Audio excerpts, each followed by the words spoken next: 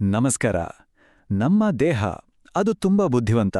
ಗೊತ್ತಾ, ಕೆಲವೊಮ್ಮೆ ವೈದ್ಯಕೀಯ ಪರೀಕ್ಷೆಗಳು ಹೇಳೋದಕ್ಕಿಂತ ಮುಂಚೆನೇ ನಮ್ಮ ದೇಹ ನಮಗೆ ಎಚ್ಚರಿಕೆ ಕೊಡೋಕೆ ಶುರು ಮಾಡುತ್ತೆ. ಅದರಲ್ಲೂ ನಮ್ಮ ಪಾದಗಳು.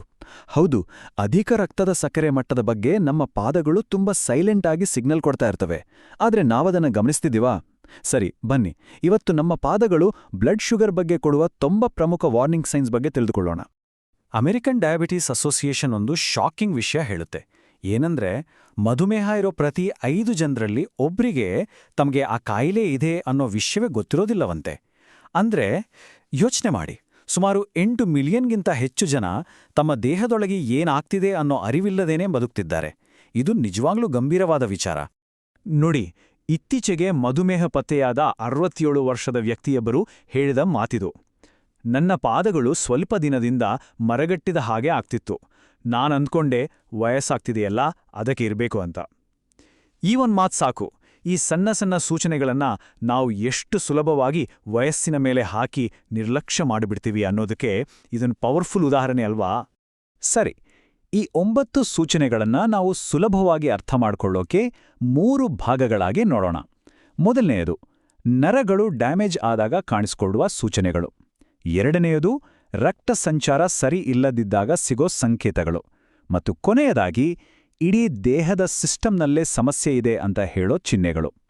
ಇದರ ಜೊತೆಗೆ ಕೊನೆಗೆ ಒಂದು ಸಿಂಪಲ್ 30 ಸೆಕೆಂಡ್ ಆಕ್ಷನ್ ಪ್ಲಾನ್ ಬಗ್ಗೆನೂ ಮಾತಾಡೋಣ. ಓಕೆ, ಮೊದಲ ಭಾಗ ಅಂದ್ರೆ ನರಗಳು ಹಾಳಾದಾಗ ಸಿಗುವ ಸೂಚನೆಗಳು. ಇದನ್ನ ಪೆರಿಫೆರಲ್ ನ್ಯೂರೋಪತಿ ಅಂತಾನೂ ಕರೀತಾರೆ. ರಕ್ತದಲ್ಲಿ ಸಕ್ಕರೆ ಅಂಶ ಜಾಸ್ತಿ ಆದಾಗ ನರಗಳಿಗೆ ಹಾನಿಯಾಗೋದ್ರಿಂದ ಈ ಸಮಸ್ಯೆ ಶುರುವಾಗುತ್ತೆ. ಮೊದಲನೇ ಸೈನ್ ಜುಮ್ಮೆನ್ನೋದು ಮತ್ತೆ ಮರ್ಗಟ್ಟೋದು. ಸಾಮಾನ್ಯವಾಗಿ ಏನಾಗುತ್ತೆ, ಸ್ವಲ್ಪ ಹೊತ್ತು ಕಾಲ್ ಮಡ್ಚಿ ಕೂತ್ರೆ ಅಯ್ಯೋ ಕಾಲ್ ಹಿಡಿದ್ಬಿಡ್ತು ಜುಮ್ ಅನ್ನುತ್ತೆ ಅಷ್ಟೇ ಅನ್ಕೊಂಡ್ಬಿಡ್ತೀವಿ. ಆದ್ರೆ ನಿಜ ಹೇಳ್ಬೇಕಂದ್ರೆ ಇದು ಹೈ ಬ್ಲಡ್ ಶುಗರಿಂದ ನರಗಳಿಗೆ ಆಗ್ತಿರೋ ಡ್ಯಾಮೇಜ್ನ ಮೊದಲನೇ ಲಕ್ಷಣ ಆಗಿರ್ಬೋದು. ಇದನ್ನ ಹೀಗೆ ಅರ್ಥ ಮಾಡ್ಕೊಳ್ಳೋಣ. ನಮ್ಮ ನರಗಳು ಕರೆಂಟ್ ವೈರ್ ಇದ್ದಾಗೆ. ವೈರ್ ಮೇಲೆ ಹೇಗೆ ಒಂದು ಪ್ಲಾಸ್ಟಿಕ್ ಕೋಟಿಂಗ್ ಇರುತ್ತೋ ಹಾಗೇನೆ. ರಕ್ತದಲ್ಲಿ ಸಕ್ಕರೆ ಅಂಶ ಜಾಸ್ತಿಯಾದ್ರೆ ಅದು ಒಂದು ರೀತಿ ಆಸಿಡ್ ಥರ ಕೆಲಸ ಮಾಡಿ ಆ ನರಗಳ ಮೇಲಿರೋ ಪ್ರೊಟೆಕ್ಟಿವ್ ಕೋಟಿಂಗ್ ಅನ್ನ ನಿಧಾನವಾಗಿ ತಿನ್ನಕ್ಕೆ ಶುರು ಮಾಡುತ್ತೆ. ಆಗೇನಾಗುತ್ತೆ, ಸಿಗ್ನಲ್ಗಳು ಮೆದುಳಿಗೆ ಸರಿಯಾಗಿ ತಲುಪೋದಿಲ್ಲ, ಫಝಿಯಾಗಿ ಹೋಗುತ್ತೆ. ಇದೇ ನಮಗೆ ಜುಮ್ಮೆ ಅನ್ನೋ ಥರ ಅನುಭವ ಕೊಡೋದು. ಇದರಲ್ಲಿ ನಿಜಕ್ಕೂ ಆತಂಕ ಪಡಬೇಕಾದ ವಿಷಯ ಏನಪ್ಪಾ ಅಂದ್ರೆ, ಮಧುಮೇಹ ಇರೋ ಸುಮಾರು 50% ಜನರಲ್ಲಿ, ಅಂದ್ರೆ ಅರ್ಧಕ್ಕರ್ಧ ಜನರಲ್ಲಿ ಈ ಪೆರಿಫೆರಲ್ ನ್ಯೂರೋಪತಿ ಸಮಸ್ಯೆ ಕಾಣಿಸ್ಕೊಳ್ಳುತ್ತೆ. ಇದು ಡಯಾಬಿಟಿಸ್ನ ಅತಿ ಸಾಮಾನ್ಯವಾದ ಕಾಂಪ್ಲಿಕೇಶನ್ಗಳಲ್ಲಿ ಒಂದು. ಎರಡನೇ ಸೂಚನೆ, ಪಾದಗಳಲ್ಲಿ ಉರಿ, ಅದರಲ್ಲೂ ರಾತ್ರಿ ಹೊತ್ತು ಜಾಸ್ತಿ. ಸಾಮಾನ್ಯವಾಗಿ ಇದನ್ನ ಬೆಳಗಿನಿಂದ ಓಡಾಡಿ ಸುಸ್ತಾಗಿದೆ, ಅದಕ್ಕೆ ಕಾಲುರಿ ಬರ್ತಿದೆ ಅಂತ ಅಂದ್ಕೊಂಡು ಸುಮ್ನಾಗ್ತೀವಿ. ಆದರೆ ನಿಜವಾದ ಕಾರಣ ಅದಲ್ಲ. ಡ್ಯಾಮೇಜ್ ಆದ ನರಗಳು ನಮ್ಮ ಮೆದುಳಿಗೆ ಸುಮ್ಸುಮ್ನೆ ಬಿಸಿಯಾಗಿದೆ ಅನ್ನೋ ತಪ್ಪು ಸಿಗ್ನಲ್ ಕಳಿಸ್ತಾ ಇರುತ್ತೆ.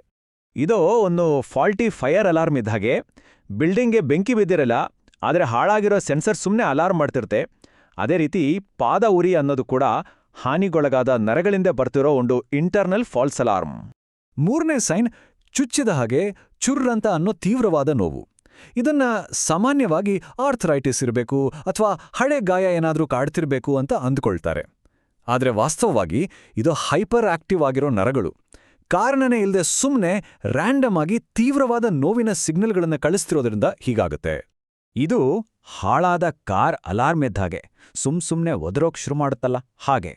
ನೋಡಿ, ನೋವು ಅನ್ನೋದು ನಿಜ, ಆದರೆ ಆ ನೋವಿನ ಮೂಲ ಹೊರಗಿನ ಗಾಯ ಅಲ್ಲ, ಬದಲಾಗಿ ಒಳಗಿರೋ ನರಗಳ ಡ್ಯಾಮೇಜ್.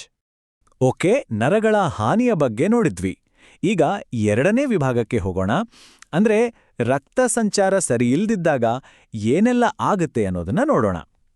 ಹೈ ಬ್ಲಡ್ ಶುಗರ್ ಹೇಗೆ ರಕ್ತನಾಳಗಳನ್ನ ಹಾಳು ಮಾಡಿ ಬ್ಲಡ್ ಫ್ಲೋಗೆ ಅಡ್ಡಿ ಮಾಡುತ್ತೆ ಅಂತ ತಿಳಿಯೋಣ. ನಾಲ್ಕನೇ ಸೈನ್, ಗಾಯ ಅಥವಾ ಗುಳ್ಳೆಗಳು ಬೇಗ ವಾಸಿಯಾಗದೇ ಇರೋದು. ಸಾಮಾನ್ಯವಾಗಿ ಸಣ್ಣದೊಂದು ಗಾಯ ಆದರೆ ಅಯ್ಯೋ ಸಣ್ಣ ಗಾಯ ತಾನೇ, ಅದೇ ವಾಸಿಯಾಗತ್ತೆ ಬಿಡು ಅಂತ ತಲೆ ಕೆಡಿಸ್ಕೊಳ್ಳಲ್ಲ. ಆದರೆ ಇದರ ಹಿಂದಿನ ಸತ್ಯ ಬೇರೆನೇ ಇದೆ. ರಕ್ತನಾಳಗಳು ಕಿರಿದಾಗ್ಬಿಟ್ಟಿರೋದ್ರಿಂದ ಗಾಯ ವಾಸಿ ಮಾಡೋಕೆ ಬೇಕಾದ ಪೋಷಕಾಂಶಗಳು ಆ ಜಾಗಕ್ಕೆ ತಲುಪೋದೇ ಇಲ್ಲ. ಇದನ್ನ ಸಿಂಪಲ್ ಆಗಿ ಹೇಳೋದಾದ್ರೆ, ಒಂದು ಗಾರ್ಡನ್ ಹೋಸ್ ಎಲ್ಲಾದ್ರೂ ಮಡ್ಚ್ಕೊಂಡಿದ್ರೆ ಏನಾಗುತ್ತೆ, ನೀರು ಮುಂದಕ್ಕೆ ಹೋಗಲ್ಲ, ಹೌದಲ್ವಾ? ಹಾಗೇನೆ ನಮ್ಮ ರಕ್ತನಾಳಗಳು ಕೂಡ ಸಂಕುಚಿತವಾದಾಗ ಗಾಯದ ಜಾಗಕ್ಕೆ ರಕ್ತ ತಲುಪಲ್ಲ. ಅದಕ್ಕೆ ಗಾಯ ವಾಸಿಯಾಗೋದು ನಿಧಾನವಾಗುತ್ತೆ. ಐದನೇ ಸೈನ್, ಚರ್ಮದ ಬಣ್ಣ ಚೇಂಜ್ ಆಗೋದು. ಅಂದ್ರೆ ಕೆಂಪು ಅಥವಾ ನೀಲಿ ಬಣ್ಣಕ್ಕೆ ತಿರುಗೋದು. ಇದನ್ನ ನೋಡಿದಾಗ ಬಿಸಿಲಿಗೀಗಾಗದೆ ಅಥವಾ ಇದು ನನ್ನ ಸ್ಕಿನ್ ಟೋನ್ ಇರಬೇಕು ಅಂದ್ಕೊಂಡು ಸುಮ್ಮನೆ ಬಿಡ್ತೀವಿ. ಆದರೆ ಇದು ಸಾಕಷ್ಟು ಬ್ಲಡ್ ಸಪ್ಲೈ ಇಲ್ಲದೆ ಆಕ್ಸಿಜನ್ಗಾಗಿ ಚರ್ಮ ಪರದಾಡ್ತಿದೆ ಅನ್ನೋದರ ಸ್ಪಷ್ಟವಾದ ಸಂಕೇತ. ಇದನ್ನ ಹೀಗೆ ಯೋಚನೆ ಮಾಡಿ, ನಮ್ಮ ಪಾದಗಳು ಅಂದ್ರೆ ದೇಹದ ಡೆಲಿವರಿ ರೂಟ್ನ ಕೊನೆ ಸ್ಟಾಪ್. ಈಗ ದಾರಿ ಅಂದ್ರೆ ನಮ್ಮ ರಕ್ತನಾಳಗಳು ಕಿರಿದಾಗಿ ಹೋದ್ರೆ ಆಕ್ಸಿಜನ್ ಹೊತ್ತು ತರ್ತಿರೋ ಡೆಲಿವರಿ ಟ್ರಕ್ಕು ಸಮಯಕ್ಕೆ ಸರಿಯಾಗಿ ಅಲ್ಲಿಗೆ ತಲುಪೋಕೆ ಆಗತ್ತಾ? ಆಗಲ್ಲ. ಆಗೇನಾಗತ್ತೆ, ನಮ್ಮ ಚರ್ಮ ಬಣ್ಣ ಬದಲಾಯಿಸಿ ಇಲ್ಲಿ ಪ್ರಾಬ್ಲಮ್ ಇದೆ ಅಂತ ಸಿಗ್ನಲ್ ಕೊಡುತ್ತೆ. 6ನೇ ಸೈನ್, ಪಾದಗಳು ಯಾವಾಗ್ಲೂ ತಣ್ಣಗೆ ಇರೋದು. ನನ್ನ ಕಾಲು ಯಾವಾಗ್ಲೂ ಕೋಲ್ಡಾಗಿ ಇರುತ್ತೆ ಅಂತ ಹೇಳೋದು ತುಂಬಾನೇ ಕಾಮನ್. ಆದರೆ ಹೊರಗಡೆ ಚಳಿ ಇರಲಿ ಬಿಸಿಲಿರಲಿ ಯಾವುದೇ ವಾತಾವರಣದಲ್ಲೂ ಪಾದಗಳು ಮಾತ್ರ ಸದಾ ತಣ್ಣಗಿರುತ್ತೆ ಅಂದರೆ ಅದರ ಅರ್ಥ ಬೆಚ್ಚಗಿನ ರಕ್ತವನ್ನ ಪಾದಗಳಿಗೆ ತಲುಪಿಸಲು ರಕ್ತನಾಳಗಳು ತುಂಬಾನೇ ಕಿರಿದಾಗಿವೆ ಅಂತ. ಇದು ಒಂದು ರೀತಿ ಮನೆಯ ಹೀಟಿಂಗ್ ಸಿಸ್ಟಮ್ ಇದ್ದಾಗೆ. ಹೀಟರ್ ಆನ್ ಇರುತ್ತೆ, ಆದರೆ ಪೈಪ್ಗಳು ಸಣ್ಣದಾಗೆಂದ್ರೆ ಮನೆ ಕೊನೆ ರೂಮ್ಗೆ ಬಿಸಿ ತಲುಪಲ್ಲ. ನಮ್ಮ ಪಾದಗಳ ಕಥೆಯೂ ಅಷ್ಟೇ. ಸರಿ, ಈಗ ಕೊನೆ ವಿಭಾಗಕ್ಕೆ ಬಂದಿದ್ದೀವಿ. ಇಲ್ಲಿ ನಾವು ನೋಡೋ ಲಕ್ಷಣಗಳು ಬರೀ ಪಾದಗಳಿಗೆ ಸಂಬಂಧಿಸಿದ್ದಲ್ಲ, ಬದಲಾಗಿ ಇಡೀ ದೇಹದ ಸಿಸ್ಟಮ್ನಲ್ಲಿ ಅಂದ್ರೆ ನರಗಳು, ಕಿಡ್ನಿಗಳು, ರಕ್ತನಾಳಗಳಲ್ಲಿ ಏನೋ ದೊಡ್ಡ ಸಮಸ್ಯೆ ಇದೆ ಅನ್ನೋದನ್ನ ಸೂಚಿಸುತ್ತೆ. ಈ ಕೊನೆಯ 3 ಸಂಕೇತಗಳನ್ನ ಬೇಗನೆ ನೋಡೋಣ.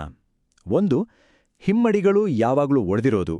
ಇದು ಚರ್ಮದ ಮಾಯ್ಶ್ಚರ್ ಕಂಟ್ರೋಲ್ ಮಾಡೋ ನರಗಳು ಡ್ಯಾಮೇಜ್ ಆಗಿರೋದರ ಸಂಕೇತ. 2, ಪಾದಗಳು ಮತ್ತೆ ಗಣಕಾಲುಗಳು ಊದ್ಕೊಳ್ಳೋದು. ಇದು ಕಿಡ್ನಿಗಳ ಮೇಲೆ ಒತ್ತಡ ಬೀಳ್ತಿದೆ ಅನ್ನೋದರ ಸೂಚನೆ. 3ನೇದು, ಪಾದ ಮತ್ತು ಕಾಲುಗಳ ಮೇಲಿನ ಕೂದಲು ಉದುರು ಹೋಗೋದು. ಇದು ದೀರ್ಘಕಾಲದಿಂದ ಬ್ಲಡ್ ಸರ್ಕ್ಯುಲೇಷನ್ ಸರಿಯಿಲ್ಲ ಅನ್ನೋದನ್ನ ತೋರಿಸುತ್ತೆ. ಇಷ್ಟೆಲ್ಲ ಸಮಸ್ಯೆಗಳ ಬಗ್ಗೆ ತಿಳ್ಕೊಂಡ್ವಿ. ಹಾಗಾದ್ರೆ ಇದನ್ನ ಗುರ್ತಿಸಿದ ಮೇಲೆ ಮಾಡಬೇಕಾದ್ದೇನು? ಬನ್ನಿ, ಈ ಅರಿವನ್ನ ಆಕ್ಷನ್ ಆಗಿ ಬದಲಾಯಿಸೋ ಒಂದು ತುಂಬಾನೇ ಸಿಂಪಲ್ ಆದ ಆದ್ರೆ ಪವರ್ಫುಲ್ ಆದ ಪ್ಲಾನ್ ನೋಡೋಣ. ಅದೇ 30 ಸೆಕೆಂಡ್ ಡೈಲಿ ಫುಡ್ ಚೆಕ್. ಪ್ರತಿದಿನ ಚೆನ್ನಾಗಿ ಬೆಳಗು ಇರೋ ಜಾಗದಲ್ಲಿ ಕುಳಿತುಕೊಳ್ಳಿ. ಪಾದದ ಮೇಲ್ಭಾಗ ಮತ್ತೆ ಕೆಳಭಾಗದ ಚರ್ಮವನ್ನ ಸರಿಯಾಗಿ ನೋಡಿ. ಪ್ರತಿಯೊಂದು ಕಾಲ್ಬೆರಳಿನ ಮಧ್ಯ ಚೆಕ್ ಮಾಡಿ.